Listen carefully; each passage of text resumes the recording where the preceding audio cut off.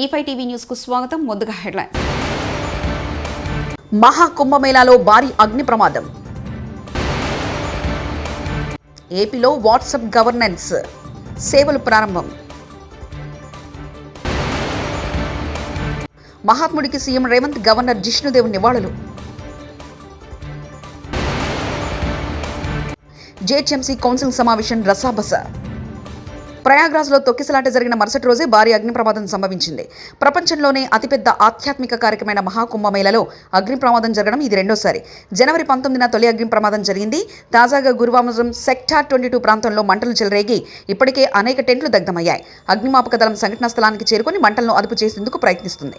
Senior అధికారులు కూడా ఘటనా స్థలానికి చేరుకున్నారు. మంటలు చెలరేగిన స్థలంలో ఎవరూ లేకపోవడంతో ప్రాణ నష్టం జరిగినట్లు సమాచారం లేదు. అయితే అగ్ని ప్రమాదానికి కారణాలేమిటో ఇంకా తెలియాల్సి ఉంది. రేవంత్ రెడ్డి తెలంగాణ కాంగ్రెస్ అకౌంట్లో ఏ పాలన బాగుందని పోల్ పెడితే 67% మంది కేసీఆర్ పాలన బాగుందని ఓట్లు వేశారు. ప్రజలు గిప్పగిప్పమని ఓట్లు గుద్దితే రేవంత్ రెడ్డి కిందకి పదిపడే ఆన్సర్ వచ్చిందంటూ పాడి కౌశిక్ రెడ్డి వ్యాఖ్యానించారు. ఇదే సునీల్ కనుగోలు గారు మాత్రం రేవంత్ రెడ్డి గారు చెప్తే తెలంగాణ కాంగ్రెస్లో ఏ పాలన బాగుందని ట్వీట్ చేపిస్తే ఇలా ఏ పాలన బాగుందని ట్వీట్ చేయిస్తే దాదాపు దీంట్లో 87,000 మంది ఓట్లేసిర్రు. అంటే ఇంకెక్కువనే 87,000. మళ్ళీ నేను లోపలికి వచ్చేటప్పుడు చూస్తే 90,000 అయింది. 87,000 మంది ఓటేస్తే 67% కేసీఆర్ గారి పాలన అద్భుతంగా ఉందని ఇలా స్వయంగా చెప్పింది కూడా మీ అందరు కూడా చూడొచ్చు. ఇలా దీంతో పాటు దీన్ని బట్టే అర్థం చేసుకోవాలి.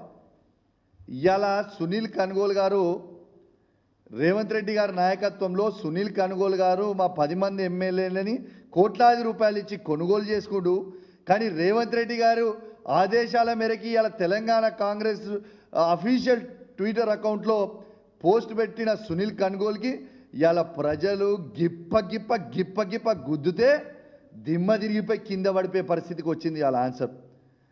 ఇది బాబు ప్రజలంటే ఏమనుకుంటావు? తమాషా అనుకుంటున్నావా? నీ ఇష్టం ఉన్నట్టు అబద్ధాలు చెప్తుంటే, నీ ఇష్టం ఉన్నట్టు చేస్తుంటే ఇలా ప్రజలేం చూస్తలేరు అనుకుంటున్నావా? మహాత్మా గాంధీ వర్ధంతిని పురస్కరించుకొని తెలంగాణ గవర్నర్ జిష్ణుదేవ్ వర్మ ముఖ్యమంత్రి రేవంత్ రెడ్డి ఘన నివాళులర్పించారు. హైదరాబాద్ లంగర్ హౌస్లోని బాపుఘట్ వద్ద గాంధీ విగ్రహానికి పుష్పాంజలి ఘటించారు. మంత్రులు తుమ్మల నాగేశ్వరరావు, పొంగులేటి శ్రీనివాసరెడ్డి, పొన్నం ప్రభాకర్, పీసీసీ అధ్యక్షుడు మహేష్ కుమార్ గౌడ్తో సహా రాజకీయ ప్రముఖులు, ఉన్నతాధికారులు నివాళులర్పించారు. సర్వోత్తమత ప్రార్థనలు నిర్వహించారు.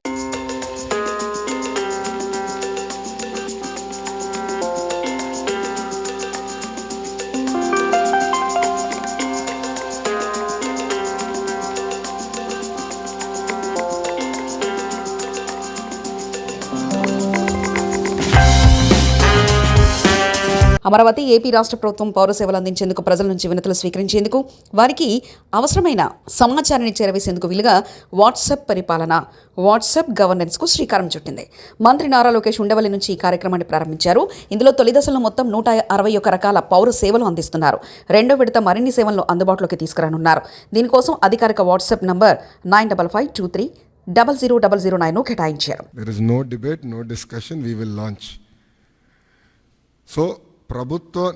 ప్రజలకి ప్రభుత్వం మధ్యన ఇదొక ప్లాట్ఫామ్గా ఏర్పాటు చేసి రియల్ టైం సర్టిఫికేట్స్ వాళ్ళకి డెలివర్ చేసే బాధ్యత మన ప్రభుత్వం తీసుకుంటుంది. దాంట్లో భాగంగా మీరు చూస్తే నేను కూడా మా టీంని పదే అడిగింది, ఇక్కడ సర్టిఫికేట్స్ కూడా మేము ఇష్యూ చేసినప్పుడు దానిపైన స్పెసిఫిక్ QR కోడ్ ఉంటుంది. ఎందుకంటే మీరు ఆథెంటిసిటీ గురించి మీరు అడుగుతారు, నాకు తెలుసు, అందుకే ముందలే ప్రియం చేస్తున్నా. QR కోడ్ అనేది ప్రతి సర్టిఫికెట్ పైన ఉంటుంది. ఆ QR కోడ్ స్కాన్ చేస్తే ఏపీ గవర్నమెంట్ వెబ్సైట్కి లింక్ వెళ్తుంది. ఆ ఏపీ గవర్నమెంట్ వెబ్సైట్ పైన క్లియర్గా సర్టిఫికెట్ పైన ఉండాల్సిన పేరేంటి, వివరాలేంటి వెబ్సైట్ పైన కనపడుతుంది. సో ఎవరు ఫేక్ సర్టిఫికెట్లు జనరేట్ చేసేందుకు అవకాశం ఉండదు. అది బ్లాక్ చైన్ పైన కూడా తీసుకురావాలని మేము నిర్ణయం తీసుకున్నాం. అది కూడా త్వరలో రిలీజ్ చేస్తాం.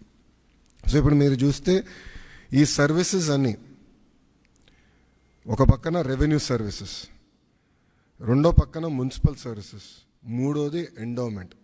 అంటే దేవాలయాల్లో కూడా టీటీడీ మినహా అన్ని దేవాలయాలు వచ్చినాయి. రెండో విడతలో టీటీడీ కూడా ఈ సర్వీసెస్లోకి వస్తుంది. దేవుడు ఆశీస్సులు ఉంటే ఈ సర్వీసుల్లోకి వస్తుంది. అంతేకాకుండా ఇప్పుడు సెలెక్షన్ నంబర్కి వెళ్ళి సెలెక్షన్ ఉంటుంది, మీరు సెలెక్ట్ చేయాలి. నెక్స్ట్ ఫేజ్లో ఏఐ బాట్ మేము అమలు చేస్తాం. సింపుల్గా మీరు వెళ్ళి నాకు బస్ టికెట్ ఈ ఊరు నుంచి ఈ ఊరికి రావాలంటే సింపుల్గా డన్, ఇది ప్రైస్, మీరు డబ్బులు కట్టండి bus ticket will be issued. అట్లా ఏఐ బాట్ పెట్టాలని మేము నిర్ణయం తీసుకున్నాం. 2వ విడతలో చేద్దాం అనుకున్నాం.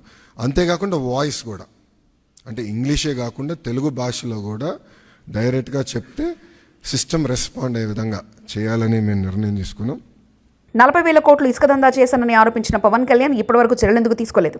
ఎర్రచందనం ఎక్స్పోర్ట్ చేశానని ఆరోపించిన పవన్ ఇప్పుడు అటవీ శాఖ మంత్రి అయ్యాక కూడా ఎందుకు చర్యలు తీసుకోలేదు? అధికారంలోకి రావడం కోసం చెప్పిన అబద్ధం చెప్పకుండా చెప్పాడు చంద్రబాబు. ఇవాళ ఇచ్చిన హామీలను చేయలేనని నిస్సిగ్గుగా చెప్తున్నాడు. పెద్దిరెడ్డి రామచంద్రారెడ్డి మాజీ మంత్రి వ్యాఖ్యానించారు. 40,000 కోట్లు ఇసుకలో దందా చేశాడు పెద్దిరెడ్డి, 40,000 కోట్లు దోచేశాడని చెప్పారు. మరి ₹1 తినింటే ₹1 దోచేస్తుంటే ఎందుకు కానీ యాక్షన్ తీసుకోలేదని అడుగుతా ఉన్నాను. ఏ విధమైన యాక్షన్ తీసుకోకుండా మా ఫైల్స్ చూస్తే తెలుస్తుంది మీకు ఏం రాశాను నేను అని చెప్పి. మరి ఆ విధంగా రాసినాను కాబట్టి ఈరోజు నన్ను ఏది ఎదిరించలేకుండా దాని గురించి మాట్లాడడం లేదు.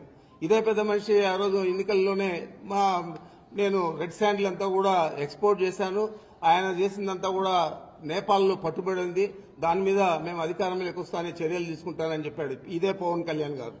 మరి నువ్వు ఫారెస్ట్ మంత్రి అయ్యావు, ఉప ముఖ్యమంత్రి అయ్యావు, మరి నేపాల్కి పోయి ఎందుకు గాను అక్కడ ఉన్న రెడ్ శాండిల్ తెచ్చి నేను చేస్తుంటే నా మీద ఎందుకు యాక్షన్ తీసుకోలేదని అడుగుతా ఉన్నాను.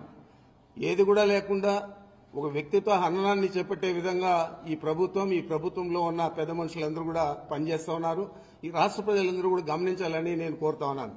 మీ అందరికీ తెలుసు మదనపల్లిలో ఏదో జరిగిపోయిందని చెప్పి చంద్రబాబు ఆ రోజు ఆయనకంతా కూడా డైవర్షన్ పాలిటిక్స్, ఇక్కడ చిన్నది వాళ్ళకి వ్యతిరేకంగా వస్తే మమ్మల్ని అందరినీ ఇంకా వ్యతిరేకంగా చూపించే పరిస్థితి. ఆ విధంగా ఆ రోజు ఒక డీజీపీ గారిని జేహెచ్ఎంసీ సమావేశం నుంచి బీఆర్ఎస్ కార్పొరేట్లను సస్పెండ్ చేశారు మేయర్ గద్వాల విజయలక్ష్మి. బీఆర్ఎస్ కార్పొరేట్లను అరెస్ట్ చేశారు పోలీసులు. హైదరాబాద్ నగర అభివృద్ధి కోసం బీఆర్ఎస్ కార్పొరేట్లు నిధులు ఇవ్వాలని అడిగితే అక్రమ అరెస్ట్ చేశారంటూ ఖండించారు మాజీ మంత్రులు కేటీఆర్, హరీష్ రావు. అరెస్ట్ చేసిన వారిని వెంటనే విడుదల చేయాలంటూ డిమాండ్ చేశారు.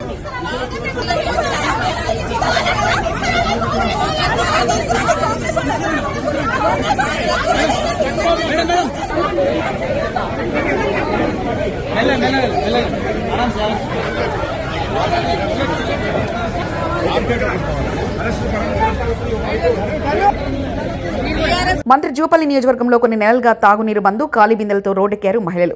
కొల్లాపూర్ మున్సిపాలిటీ 19వ వార్డుతో పాటు పలు వార్డులలో గత కొన్ని నెలలుగా తాగునీరు రాకపోవడంతో రోడ్డెక్కారు మహిళలు. ఖాళీ బిందెలతో కొల్లాపూర్ మున్సిపల్ ఆఫీస్ ముందు మహిళలు నిరసన చేపట్టారు. అధికారులు పట్టించుకొని త్రాగునీరు అందించాలని డిమాండ్ చేశారు.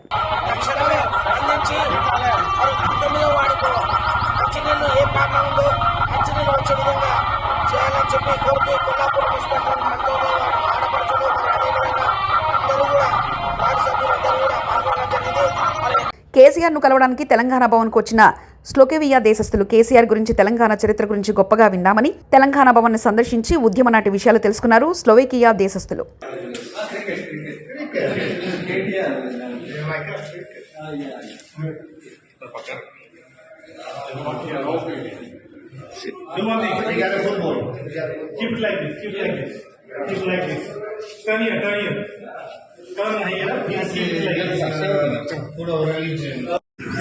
Amazing.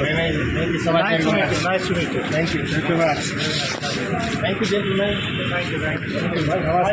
ఏం రాసినా చెల్లుతుంది, ఏం చెప్పినా నడుస్తుందని ఈనాడు భ్రమపడుతుంది. గత కొన్ని రోజుల నుంచి పెద్దిరెడ్డి రామచంద్రారెడ్డి గారిపై పనగట్టుకుని దుష్ప్రచారం చేస్తుంది. కూటమి ప్రభుత్వం అసమర్థతని కప్పిపుచ్చుతూ ప్రజల్ని తప్పుదోవ పట్టించడానికే తప్పుడు కథనాల్ని రాస్తుందంటూ భూమన కరుణాకర్ రెడ్డి వైఎస్ఆర్సీపీ అధికార ప్రతినిధి వ్యాఖ్యానించారు.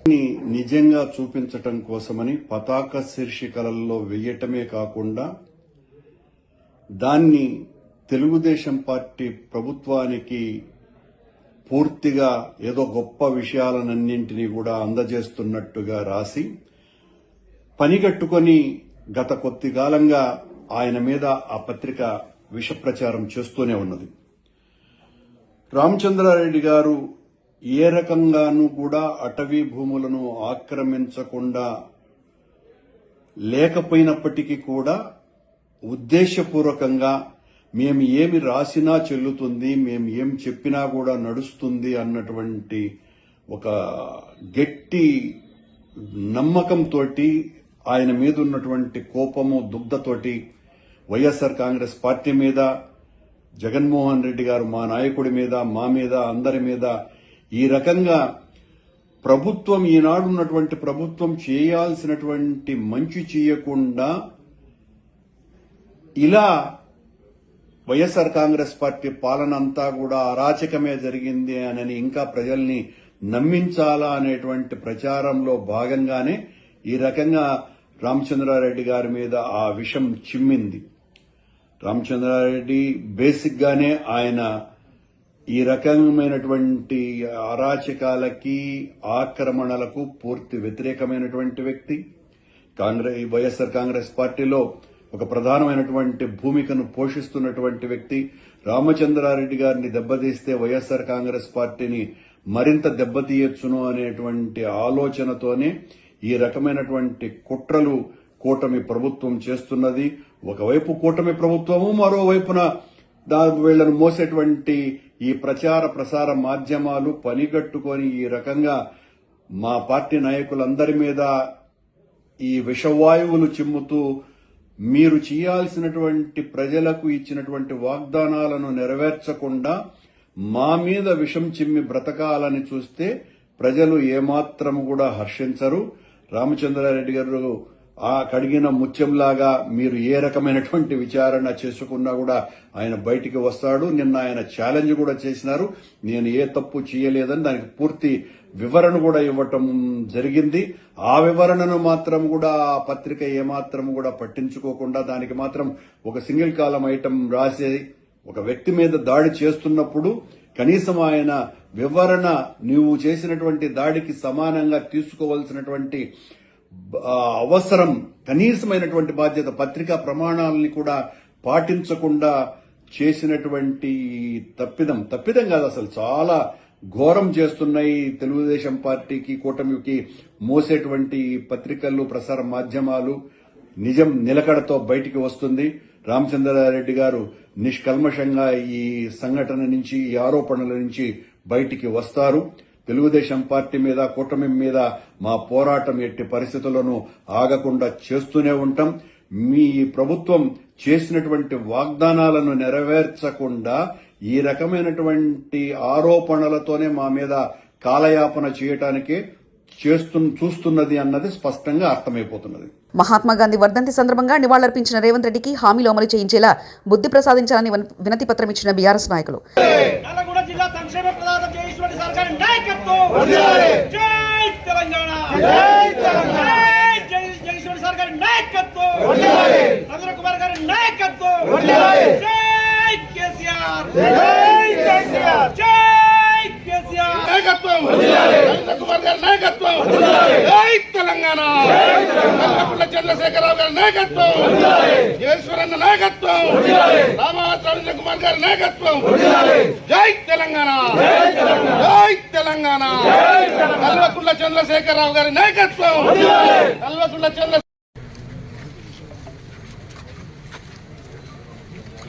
జై తెలంగాణ, జై తెలంగాణ, కేసీఆర్ గారి నాయకత్వం, కేసీఆర్ గారి నాయకత్వం, జయసన్న గారి నాయకత్వం, రవీంద్రన్న గారి నాయకత్వం, జై తెలంగాణ, జై చంద్రశేఖరరావు గారి నాయకత్వం, కల్వకుంట్ల చంద్రశేఖరరావు గారి నాయకత్వం. చరిత్రలో తొలిసారిగా అత్యంత భారీ భద్రత నడుమ జీహెచ్ఎంసీ కౌన్సిల్ సమావేశం. వందలాది మంది పోలీసుల మోహరింపు. జీహెచ్ఎంసీ ప్రధాన కార్యాలయం నలుదిక్కుగా భారీగా పోలీసులు మోహరించారు.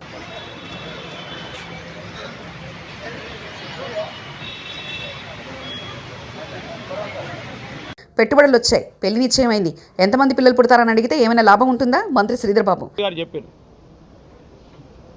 నిశ్చయమైంది పెళ్లి, ఎంతమంది పిల్లలు పుడతారని అడిగితే ఏమైనా లాభం ఉంటుందా? మహాకుంభమేళాలో భారీ అగ్ని ప్రమాదం.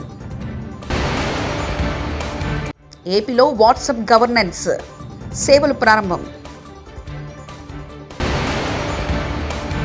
మహాత్ముడికి సీఎం రేవంత్, గవర్నర్ జిష్ణుదేవ్ నివాళులు.